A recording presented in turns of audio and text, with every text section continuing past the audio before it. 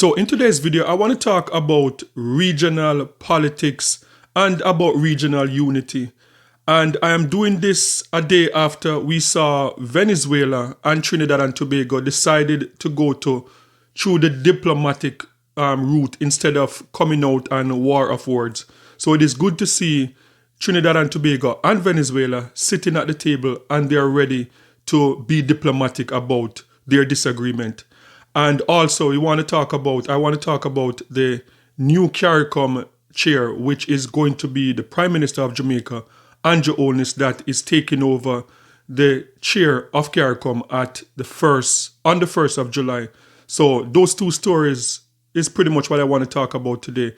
And about why it is important that as a Caribbean, as a region, that we come together and we're united in one voice and we know what's really happening within our own region.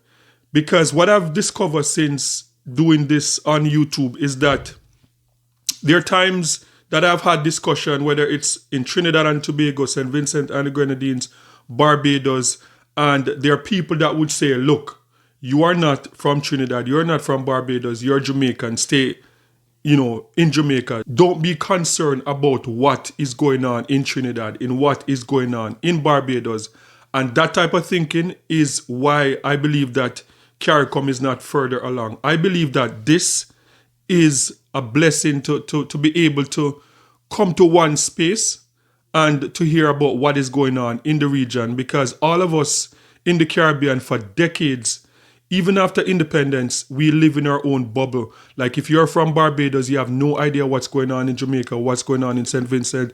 If you're from Trinidad, you have no idea what's going on outside of Trinidad and Tobago, and that is not good. So I believe that this, with the advent of technology, and now you have platform like this platform, you have platform like St. Vincent Times, Afro-Grenadian, and a lot of other creators that are out there trying to get Caribbean news that's going on in the Caribbean and put them together in one place where we in the Caribbean can learn about each other. And that is what Carib 21 is all about. And that's why on my wall, you don't just see like Marcus Garvey, Bob Marley, or Buster Manti, or Michael Manley, all Jamaican heroes. No. You see heroes from the Caribbean, because I believe that we have been kept from each other, and that is crazy. The fact that there are people in the Caribbean who don't know who Maurice Bishop is.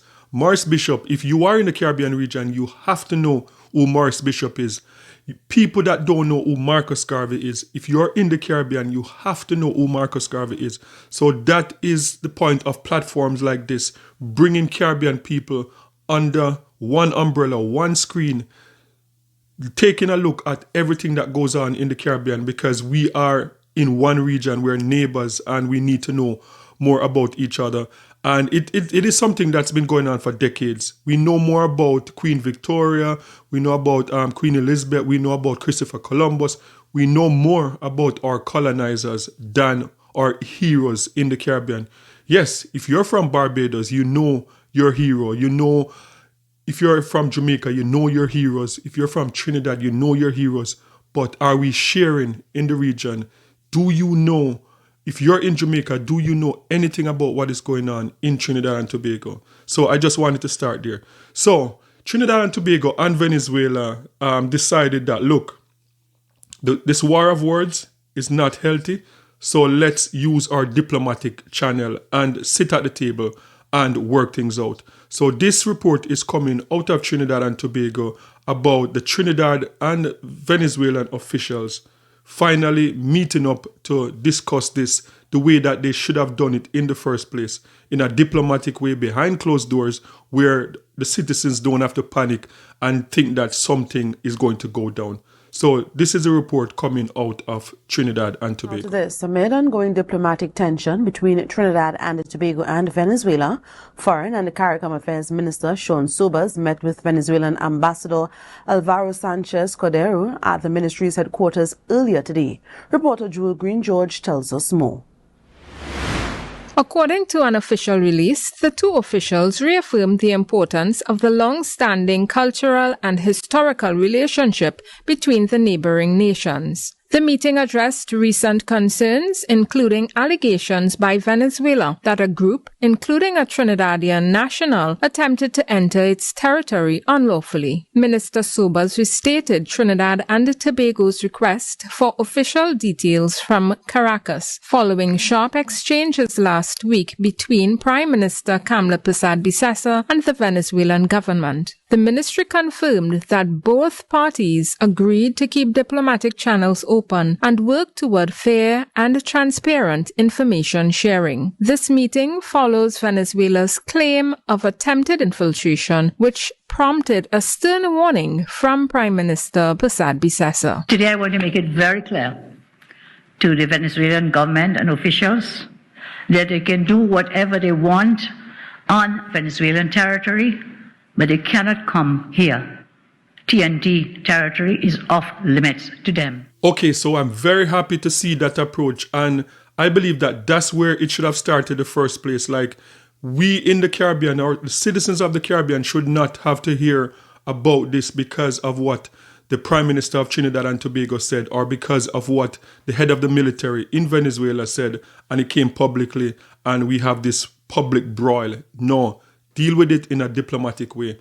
And one of the things that we have to realize within this region, like, Venezuela is not our enemy.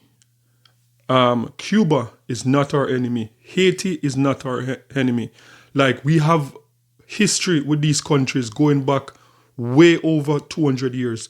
As a matter of fact, like, Venezuela has been a friend to the Caribbean region for decades. Venezuela, because of their natural resources, have helped the Caribbean tremendously. Like, even as a child growing up back in the days in Jamaica, we would get like oil from Venezuela, because I think it's the program was called Carib program, where Venezuela supply a lot of the Caribbean islands with affordable oil, where we can have we can have affordable production in terms of production costs in the Caribbean. And that is one of the reasons why production costs is through the roof now anywhere you go in the Caribbean, because we don't have that same backing from Venezuela that we had like 20, 30, 40 years ago. So Venezuela is not our enemy. Like, when we came out of slavery, when the abolition of slavery in the Caribbean, a lot of Caribbean nationals went to Venezuela and Cuba. Those were two of the places that, before Caribbean nationals started to migrate to England at first, to Canada, and then America after, Venezuela and Cuba was the spot.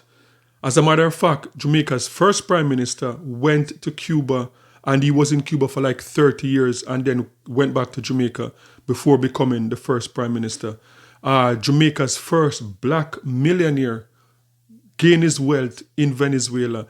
And I'm sure there are a lot of stories coming out of Barbados, Trinidad and Tobago, and other Caribbean islands of our ancestors, our grandfathers and grandmothers and great-grandfathers and great-grandmothers going to Venezuela, going to Cuba to seek gainful employment before we had the opportunity to go to America, to go to the UK, and to go to Canada. So this is good to see that they are working out their differences, Trinidad and Venezuela. Don't let, because of this Trump administration or any American administration, as a matter of fact, drive a wedge between us. Because before there was an America, there was Venezuela. Before there was an America, there was Cuba that was there supporting the region. So let's not forget that. Next thing I want to talk about is Caricom chair. The new Caricom chair, effective July 1st, the Prime Minister of Jamaica. So the Prime Minister of Jamaica, the Honorable Dr. Andrew Holness, will be taking over leadership as chair of Caricom effective July 1st. And this report is coming out of Grenada from GBN News. So Let's take a look. Prime Minister Andrew Holness of Jamaica will take up the 6-month rotating chairmanship of the Caribbean Community Caricom on the 1st of July 2025, succeeding Prime Minister Mia Amour Motley of Barbados. As a founding member of Caricom, Jamaica holds lead responsibility for external trade negotiations within the Caricom Kwesi Cabinet. Ahead of the official meetings, the 18th Caricom road races will take place on the 5th of July in Rose Hall, Montego Bay. Open to both professional and amateur athletes from Caricom member states and associate members, the event aims to foster regional camaraderie and highlight the role of sport and physical education in enhancing quality of life. The opening ceremony of the 47th regular meeting of the Conference of Heads of Government will be held on Sunday, 6 July at 5 p.m. at the Montego Bay Convention Center. Remarks will be delivered by incoming Chair Prime Minister Holness and Caricom Secretary General Dr. Carla Barnett. The 2-day business sessions of the conference will begin on the 7th of July with regional leaders deliberating on a wide range of priority issues. These include the Caricom Single Market and Economy (CSME), regional security, the situation in Haiti, external trade negotiations, climate change and climate finance, food and nutrition security, and preparations for the upcoming Africa Caricom Summit. Other key agenda items include regional transportation, telecommunications, the digital transformation of the tourism sector, and the Caricom industrial policy. So that report is coming out of Grenada from GBN News. So what are my thoughts about this?